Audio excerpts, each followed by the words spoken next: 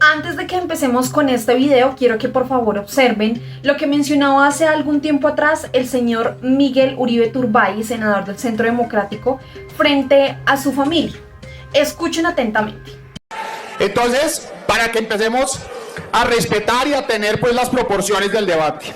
Lo segundo es, Inti, mire, mi abuelo que usted tanto menciona es hijo de inmigrante libanés y desde la más absoluta pobreza, combatiendo el establecimiento bogotano, llegó a la presidencia. No por él, pero por la familia paterna mía, tuve la posibilidad de tener unas oportunidades que no todos los colombianos tienen. Y no me siento orgulloso de eso, por el contrario, eso es en buena parte la razón por la que estoy aquí, porque además, a diferencia de muchos, a mí me mataron mi mamá, aprendí que no todos a propósito somos iguales, y resulta que hay unos que nos toca ser víctimas, y a mí me tocó, y aprendí que por un lado era privilegiado, sí, tenía unas oportunidades, no porque se las robaron a nadie, sino porque las trabajaron, y me dieron la oportunidad. Pero por el otro lado también sentí lo que vive la inmensa mayoría de los colombianos cuando lo pierden todo. En mi caso perdí a mi mamá. Pero yo sí le quiero decir a usted, Inti, una cosa. Yo no me siento aludido cuando se dice que yo quiero ser privilegiado. No, yo solo pido los mismos derechos para nosotros. Pero yo le quiero decir una cosa, la diferencia entre sus oportunidades y las mías es que las mías las trabajó mi familia honestamente. Las suyas, su papá se las ganó aprovechándose de las personas pobres vecinas del relleno. Pues resulta que en las últimas horas Estados Unidos decidió publicar un expediente secreto en donde se nombraba que este era la lista negra y allí se contenían nombres de políticos colombianos que presuntamente están vinculados con el narcotráfico en nuestro país. Allí está nada más y nada menos que Julio César Turbay Ayala, familiar y abuelo del señor Miguel Uribe Turbay, el dignísimo e impoluto senador que menciona que supuestamente su familia se hizo su dinero a pulso. Así que vamos a leer un poco de la nota publicada por la Agencia de Periodismo Investigativo frente a estos documentos. Ellos mencionaron todo muy detalladamente en ese artículo, sin embargo vamos a leer unos en específico. Algunos apartes mencionan lo siguiente, presten atención. Según el archivo, una lista negra altamente sensible de funcionarios colombianos supuestamente corruptos reunida por el gobierno de los Estados Unidos y presentada al presidente colombiano Alfonso López Michelsen en julio de 1977 como una forma de ganar influencia sobre la política colombiana de drogas, es el foco de un nuevo libro informativo electrónico publicado hoy por el Archivo de Seguridad Nacional.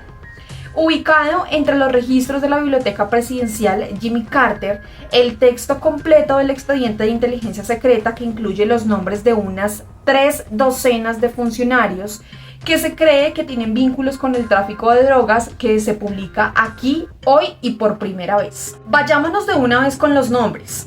Indican en este artículo, los funcionarios clave nombrados en el documento incluyen al ministro de Defensa, el general Abraham Barón Valencia, el ministro de Trabajo Óscar Montoya y el coronel Humberto Cardona Orozco, entonces jefe de Indumil, un fabricante de armas dirigido por el gobierno colombiano. Las acusaciones más graves son contra Barón, Montoya y el candidato presidencial Julio César Turbay, que se convirtió en presidente más tarde ese año. Se revelaron en una transmisión de abril de 1978 del programa de televisión de CBS 60 Minutos que había obtenido una copia de un memorando de la Casa Blanca de junio de 1977, enviado al presidente Carter por Peter Bourne, su asesor jefe de narcóticos. Bourne había instado a Carter a detener la venta de 3 helicópteros militares a Colombia y había adjuntado un resumen de una página de los funcionarios colombianos que se cree que están involucrados en el tráfico de cocaína, que fue el foco del informe de 60 minutos. Es decir, las pruebas están, los nombres están, ya sabemos quiénes son y que por supuesto vienen siendo familiares de personas del Centro Democrático. Qué raro, ¿no? O sea, usualmente gran parte de las personas que pertenecen al Centro Democrático resultan presuntamente involucradas con temas de narcotráfico o de corrupción y es bien raro que ellos nunca saben. O sea, casi siempre resulta que lo hacen esas espaldas de ellos. Qué raro, ¿no? Así que el representante a la Cámara por el Partido del Pacto Histórico, Alfredo Mondragón, decidió dedicarle unas pequeñas palabritas a nuestro queridísimo y honorable senador Miguel Uribe Turbay del Centro Democrático, en donde a través de su cuenta de X publicó un video y lo acompañó del siguiente mensaje. Narcotraficantes metieron plata a la campaña de César Turbay para que les dieran puestos. Oh coincidencia, Turbay nombró a Álvaro Uribe en la Aerocivil, desde donde se le señala de favorecer narcos. La columna vertebral de la derecha ha sido el narcotráfico. ¿Vas a marchar en contra de tu abuelo, Miguel Uribe Turbay? Y publicó el siguiente video en donde sin duda le pegó tremenda peinada a Miguel Uribe Turbay. Escuchen por favor. Y quiero decir que aunque no existen crímenes de sangre, no le queda bien a la derecha colombiana estar insistiendo en querer hacer demostraciones supuestamente de pulcritud, de ética pública. Según los informes que ha desclasificado Estados Unidos, al parecer narcotraficantes habrían financiado la campaña del expresidente Turbay, abuelo del senador Miguel Uribe Turbay del Centro Democrático, para que después, cuando estuviera en la presidencia, le hiciera favores básicamente de nombrar personas cercanas a los negocios del narcotráfico. Y vean las coincidencias. El 24 de marzo de 1980, Turbay designa al señor muy joven Álvaro Uribe Vélez como director de la Aeronáutica Civil y después fue acusado o ha sido acusado porque al parecer habría favorecido negocios del narcotráfico en esa instancia. Miren otra coincidencia.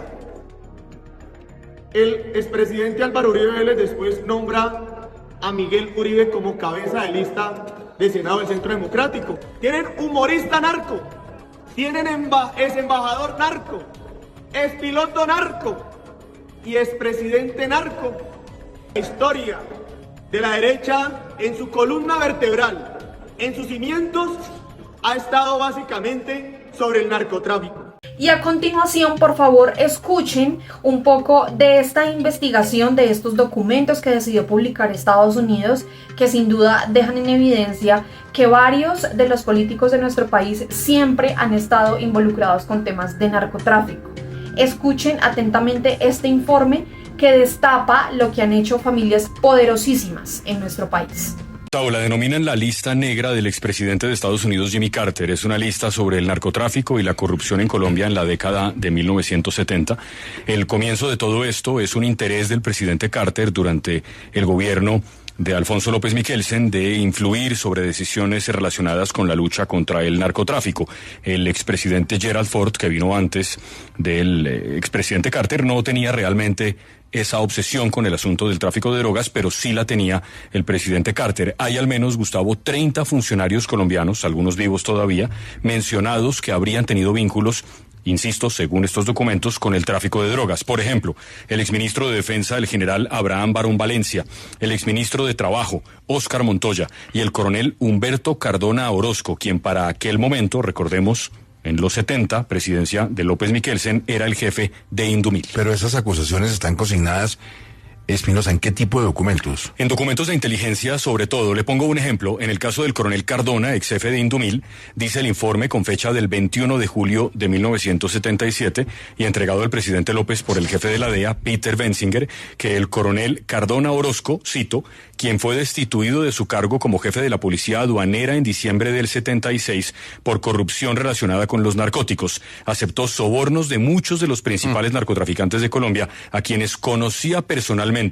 Y sigue, entre el 1 de junio y julio de 1976, Cardona recibió sobornos en pesos colombianos por valor de más de $34,000 de Estados Unidos a funcionarios de la aduana a nivel inferior en Santa Marta y Riohacha.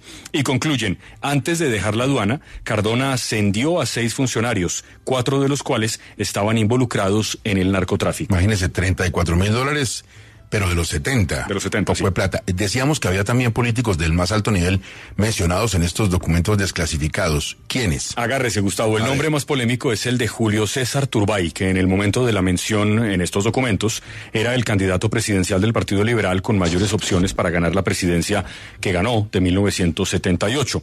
Era y fue el presidente de Colombia entre el 7 de agosto del 78 y el 7 de agosto del 82. ¿Qué dicen? Que el candidato Turbay Ayala, a través de un sobrino, Aníbal Turbay Bernal, habría tenido vínculos con mafiosos que tenían, cito, el poder para elegir a los jefes de los organismos encargados de hacer cumplir la ley en Colombia, si Julio César Turbay asumía la presidencia. Luego dicen, también tenemos información de que Aníbal Turbay Bernal, sobrino del líder del Partido Liberal, Julio César Turbay Ayala, pertenece a la red narcotraficante de José Manuel Parra Urrea, que solo en un periodo de 3 meses este año, se hacen referencia al 77, vendió al menos 1,5 millones de dólares en estupefacientes.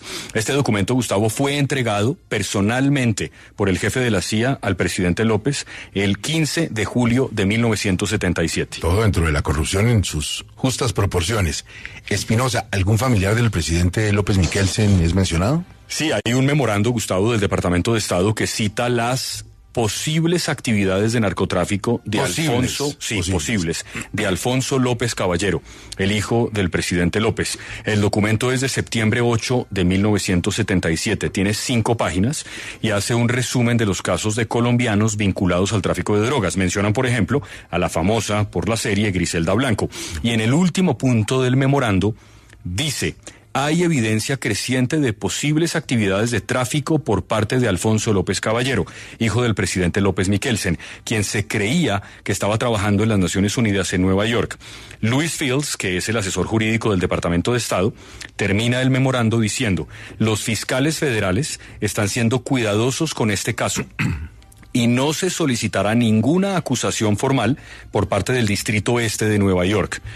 Cierro comillas. Alfonso López Caballero, Gustavo, recientemente sirvió como embajador en Rusia de 2016 a 2022. Valga decir, por supuesto, que esta es una verdad en estos documentos, pero no una verdad judicial. Claro. No hubo una investigación nunca. Y ojalá tuviéramos reacción del doctor López Caballero, y por supuesto él es columnista actualmente, y también leemos sus importantes columnas en la prensa nacional. Seguramente se va a referir pronto al tema. ¿Algún dato adicional, Espinosa? Sí, un dato curioso, Gustavo, y que da mucha tristeza. En uno de los, aparte de todo esto que ya le he contado, que ya es muy triste, pero en uno de los memorandos cuentan que el emblemático buque Gloria fue usado para llevar cocaína a Miami y a Nueva York.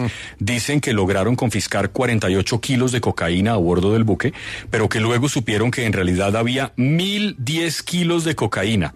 Y culpan de todo esto a un oficial de la naval que se llama Alfredo Gómez, hermano del segundo al mando del buque Gloria. Lo cierto, Gustavo, es que en algún momento, cuando se dijo que este país era un país que estaba absolutamente tomado por la mafia, esto seguramente lo podemos repetir en cada década. Estos informes de inteligencia son extensos y traté de hacer un resumen, digamos, comprensible, porque hay muchos nombres que realmente hoy ya no dicen tanto, pero los documentos tienen las pruebas, los documentos entregados, las clasificaciones, las reuniones entre el presidente López Michelsen, que reconocía que su gabinete estaba en problemas. Imagínese usted un presidente al que acusan de tener 2 ministros involucrados en tráfico de drogas.